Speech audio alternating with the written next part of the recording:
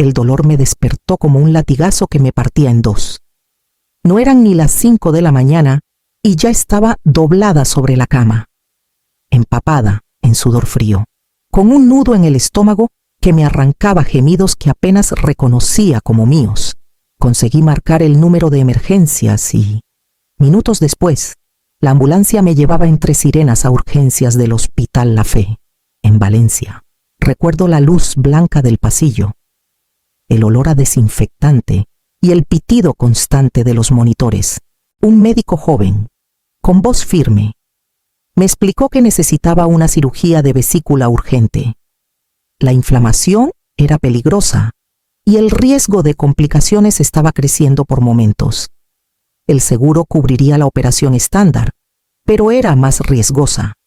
La cirugía recomendada, la que realmente podía garantizarme salir de allí sin secuelas graves.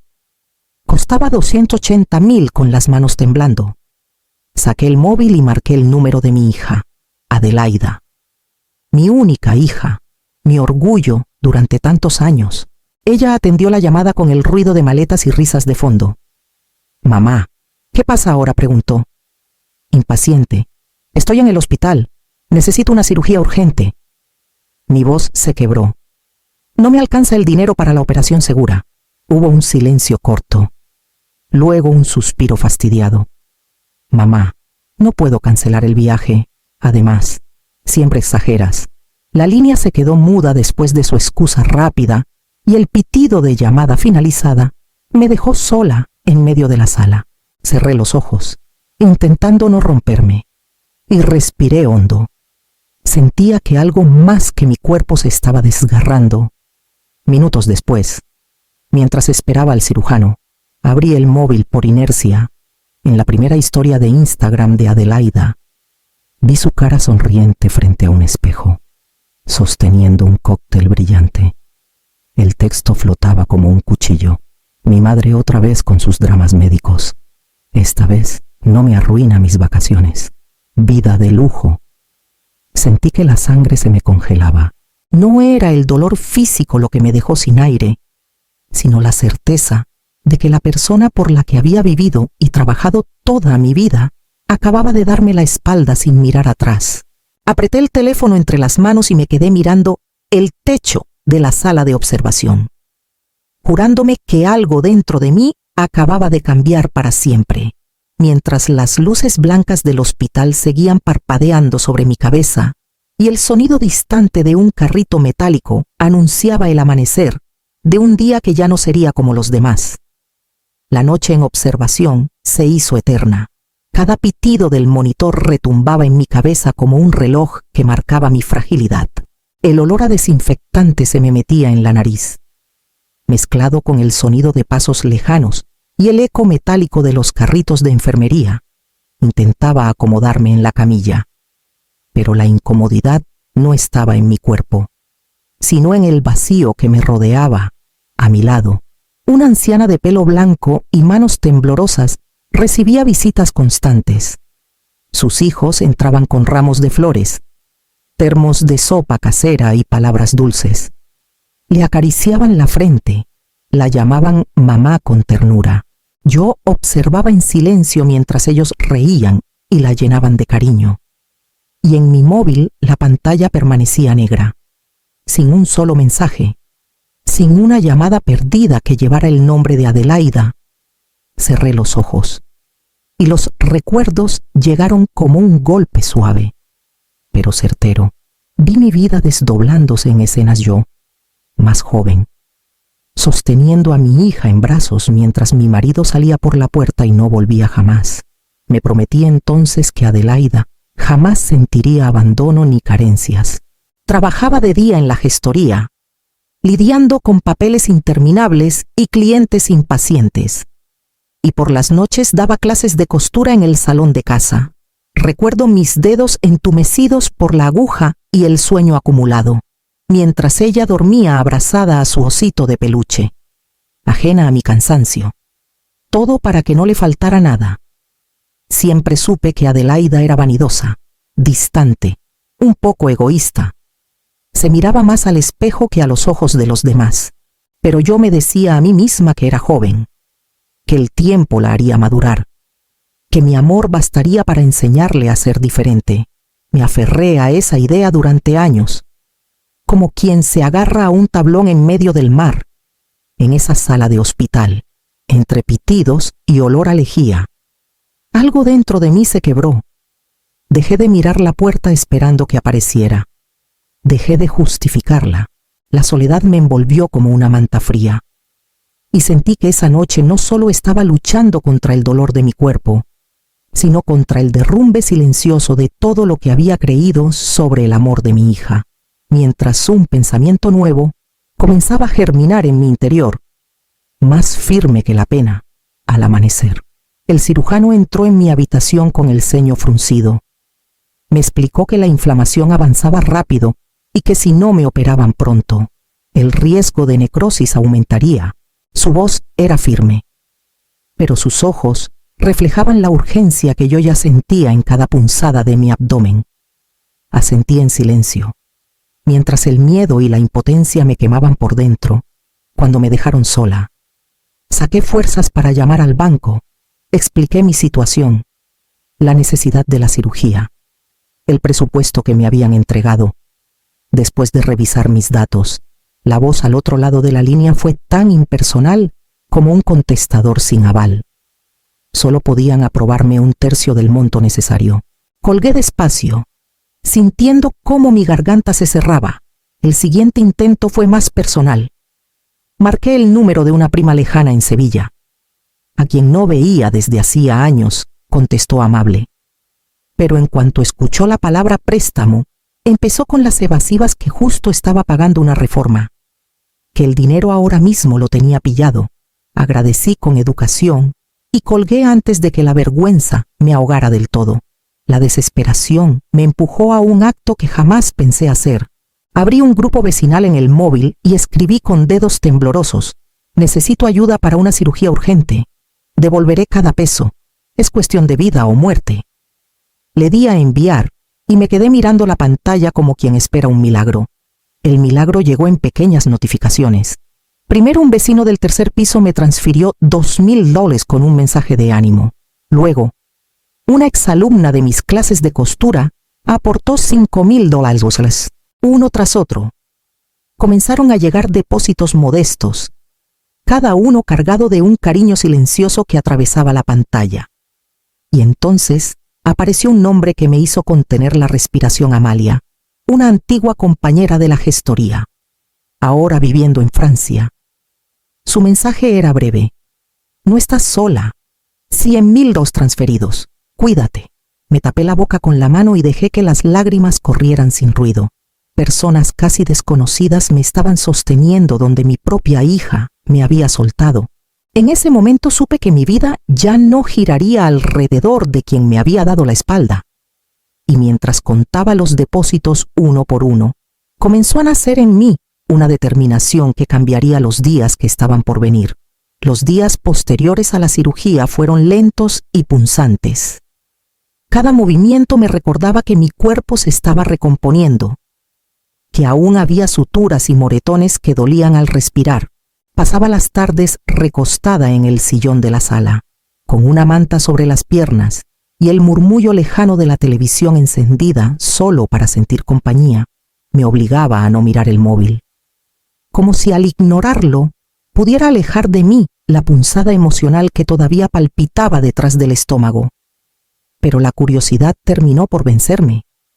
Abrí la aplicación de Instagram y allí estaba Adelaida, radiante, posando en la cubierta de un yate frente a un mar azul imposible.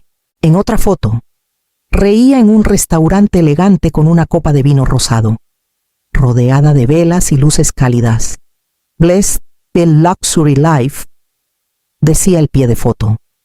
Pasé el dedo por la pantalla sin detenerme, sintiendo cómo una mezcla de tristeza y rabia se instalaba en mi pecho. Necesitaba distraerme. Así que decidí revisar mi cuenta de ahorros conjunta, donde guardaba el dinero que mi madre me dejó antes de morir. Siempre pensé en ese fondo como un salvavidas para emergencias. Y en los peores momentos de la operación, Fue mi tranquilidad saber que aún estaba allí. Ingresé mis datos y, al mirar los últimos movimientos, el corazón me dio un vuelco.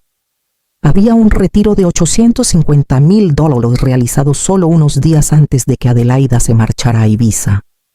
Miré la cifra una y otra vez, intentando convencerme de que era un error, pero no lo era. Ella lo había hecho. El abandono en el hospital ya había sido un golpe. Pero esto era distinto. No solo me dejó sola entre tubos y monitores, sino que además había tomado lo único que me daba seguridad, el legado de mi madre, el fruto de toda una vida de esfuerzo familiar. Me levanté despacio, con cuidado de no estirar demasiado la cicatriz, y fui hasta la cocina. Llené un vaso de agua, lo sostuve con firmeza entre las manos y, mirándome en el reflejo de la ventana, susurré: no voy a llorar, voy a actuar. Ese pensamiento me acompañó mientras empecé a idear el primer paso de lo que vendría después. Comencé a documentarlo todo con una precisión que nunca había tenido para nada que no fuera mi trabajo. Cada movimiento bancario, cada retiro sospechoso, cada captura de pantalla de las historias de Adelaida en yates y restaurantes. Lo guardé en carpetas con fechas y notas. Incluso tomé fotografías de los mensajes fríos que me enviaba, donde sus palabras parecían escritas por una desconocida secas, sin cariño, sin un atisbo de remordimiento. Era extraño sentirme tan metódica en medio de tanta decepción. Cada archivo guardado era una punzada de dolor, pero también un ladrillo en la muralla de determinación que iba construyendo.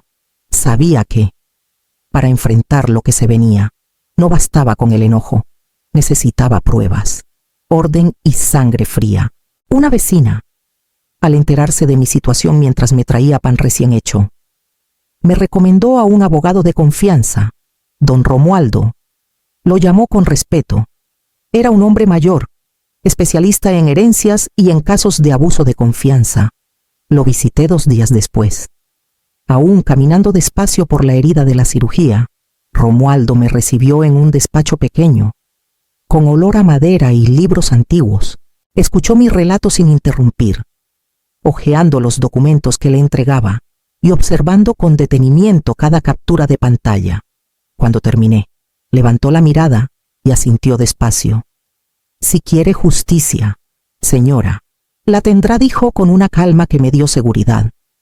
Pero prepárese, esto dolerá más antes de que sane.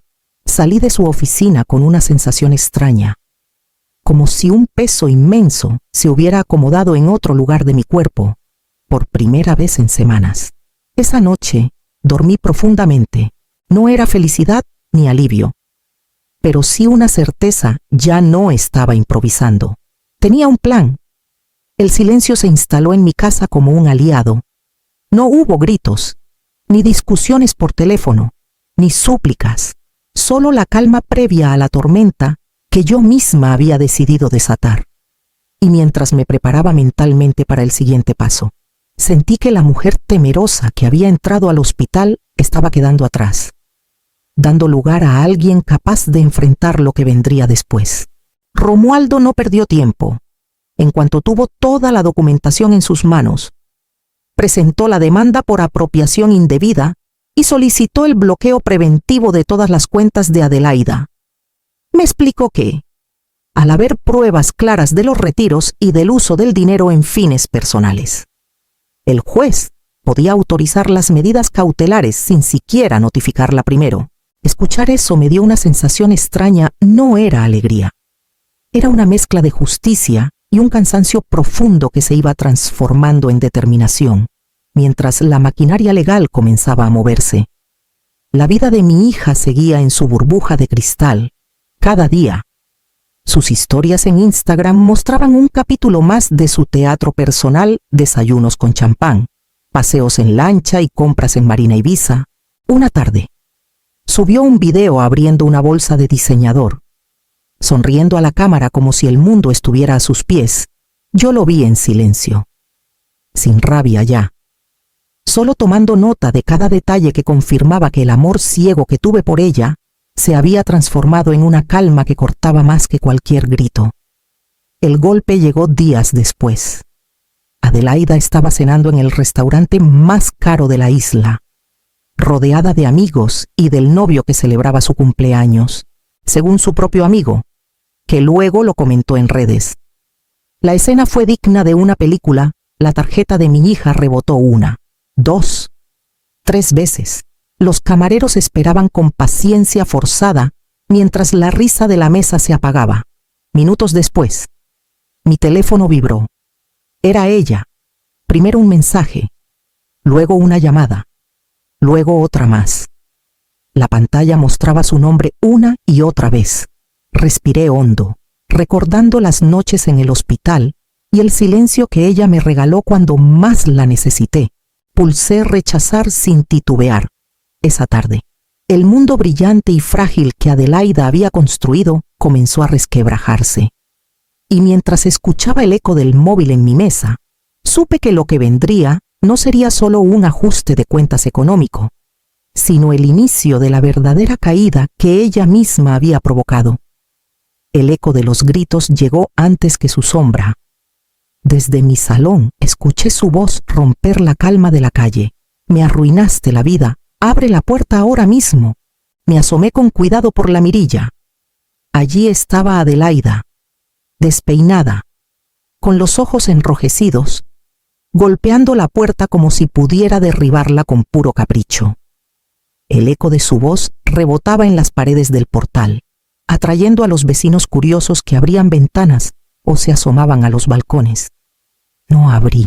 Caminé hasta la puerta con paso firme, sin dejar que mi respiración se acelerara, y metí por la rendija el sobre que llevaba días preparado la citación judicial. Por un momento, hubo silencio. Vi sus manos temblar al abrirlo, leyendo las primeras líneas que hablaban de apropiación indebida, medidas cautelares y devolución de fondos. Su rostro cambió de la furia a una mezcla de sorpresa y miedo. «No puedes hacerme esto, soy tu hija», gritó. Pero su voz sonó más como un ruego que como una orden. No respondí. Me quedé detrás de la puerta, apoyada en la madera, sintiendo cómo por primera vez en años el peso de su manipulación se deshacía. Afuera, los murmullos crecían. Algunos vecinos ya estaban grabando con sus móviles. Y yo sabía que en cuestión de horas su orgullo caería más rápido que cualquier ahorro. Esa misma noche, mientras tomaba un té en la cocina, abrí las redes sociales por costumbre. Lo primero que vi fue una publicación anónima en un grupo local. La hija que dejó a su madre en el hospital para irse de vacaciones, ahora pide perdón en la calle. El texto iba acompañado de una foto tomada desde un balcón, donde se veía a Adelaida, con el sobre en la mano, mirando el suelo. Cerré el móvil sin emoción, sin odio ni alegría. Comprendí que la caída que había empezado en un restaurante de Ibiza ahora se extendía a su propio mundo real, el de su barrio, el de las miradas que ya no podría sostener. Y mientras el silencio volvió a llenar mi casa, supe que el siguiente paso ya no dependería de mí, sino de la justicia que estaba a punto de llegar. El día del juicio amaneció gris, como si el cielo mismo hubiera decidido acompañar el peso de lo que estaba por suceder. Entré al juzgado con pasos lentos pero firmes, apoyada en el brazo de Romualdo. Su maletín repleto de documentos parecía llevar no solo papeles, sino también los años de silencios que yo estaba a punto de romper. En la sala, Adelaida evitó mirarme. Vestía sobria, sin rastro de la ostentación que solía mostrar en sus redes, pero no podía ocultar la tensión en su mandíbula. La jueza, con expresión severa, nos hizo sentar y abrió la sesión. Romualdo comenzó a presentar las pruebas una por una. Primero, los movimientos bancarios, impresos con fechas, horas y montos exactos de los retiros que coincidían con los días previos a su viaje. Luego, las capturas de pantalla de sus historias en Instagram, yates, bolsos de diseñador, cenas de lujo. Por último, los mensajes que yo había guardado, donde mi hija respondía con frialdad a mi urgencia médica o directamente no contestaba. Cada documento era como un espejo que le devolvía a Adelaida la imagen de quien realmente había sido. La jueza fruncía el ceño con cada hoja que Romualdo entregaba. Cuando Adelaida intentó llorar, la sala quedó en silencio. No hice ningún gesto. Mi frialdad era un muro. No era rabia. Era una distancia definitiva que ni sus lágrimas podían cruzar. El veredicto llegó con claridad implacable: devolución total del dinero sustraído y compensación moral por el daño causado. Sentí un nudo en la garganta. No de alegría, sino de liberación. Era el cierre de un capítulo que me había costado casi la vida. El golpe final para Adelaida fue inmediato. Su coche de lujo y el piso turístico que alquilaba para financiar sus caprichos quedaron embargados. Vi cómo bajaba la cabeza mientras los murmullos llenaban la sala. Su mundo brillante se desmoronaba frente a testigos que no olvidarían la escena. Al salir del juzgado, respiré hondo. No era victoria lo que sentía, sino una paz extraña que me acompañó mientras Romualdo me recordaba que aún quedaban pasos legales por cerrar y un futuro que yo debía decidir sin mirar atrás. Una semana después del juicio, cuando la casa volvía a oler a calma y a bizcocho recién horneado, encontré un sobre blanco en mi buzón. No tenía remitente, pero reconocí la letra desde la primera curva de la B. Lo abrí sin apuro, sentada en la mesa de la cocina, con la luz de la tarde cayendo sobre la madera. Mamá, lo siento. No supe lo que hacía. Si quieres, hablamos. Leí la frase varias veces, dejando que las palabras recorrieran mi memoria como un río lento. No sentí rabia, tampoco sentí lágrimas asomando. Era un suspiro profundo el que salió de mi pecho, como si mi cuerpo por fin entendiera que ese capítulo, para mí, ya había terminado. Me quedé un momento con la carta entre los dedos, recordando el hospital, las noches de soledad y el pitido constante de los monitores. Recordé el vaso de agua que sostuve tras descubrir el robo, la determinación silenciosa que me había empujado a cambiar mi vida y a romper, por primera vez, el círculo de ceguera que había alimentado tantos años. Me levanté despacio. Guardé la carta dentro de mi cuaderno de cuentas, donde anotaba con detalle cada pago que había recibido y cada gasto de mi nuevo proyecto, allí, entre números y nombres. Esa hoja quedaría como un registro más, no de deudas ni de dinero, sino de lo que ya no pensaba cargar sobre mis hombros. Encendí el horno y retomé mi rutina. Amasé con paciencia, sintiendo la harina suave entre los dedos, el calor reconfortante de mi cocina, el aroma dulce que empezaba a llenar el aire. Mi vida seguía, limpia de reclamos y de gritos, sostenida por mis propias manos, mientras colocaba la bandeja de bizcochos en el horno. Entendí que algunas cartas llegan tarde, y que el perdón, cuando se da, ya no es para volver atrás, sino para caminar más ligera hacia lo que estaba por venir. Pasaron algunos meses, y mi casa ya no era solo mi refugio, sino también mi nuevo comienzo. Transformé mi salón en un pequeño café al que llamé Dulce Libertad, un nombre que sentía mío en cada letra. Coloqué unas pocas mesas de madera cerca de la ventana, con macetas de geranios y olor a canela flotando en el aire. Mis bizcochos y magdalenas se convirtieron en el aroma del barrio. Los vecinos venían cada tarde, algunos por curiosidad, otros por costumbre. Me contaban que me admiraban por no haberme dejado pisar más, por haber encontrado la manera de seguir adelante sin miedo ni rencor. Cada palabra de aliento era un ladrillo más en la fortaleza silenciosa que había construido para mí. Una mañana de sol, mientras atendía a un niño que venía con una moneda en la mano para comprar un trozo de bizcocho de limón, escuché el timbre del móvil sobre la barra. El nombre de Adelaida apareció en la pantalla, nítido, como si el pasado llamara de nuevo a mi puerta.